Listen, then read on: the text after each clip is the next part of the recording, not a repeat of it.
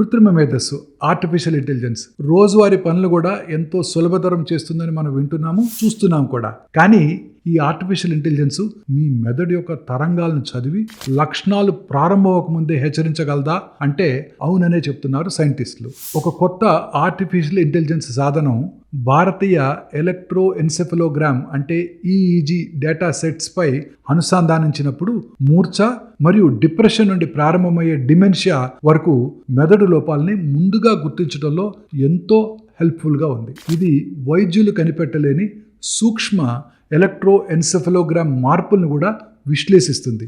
దీన్ని ఒక కాగ్నిటివ్ ఈసీజీగా భావించవచ్చు.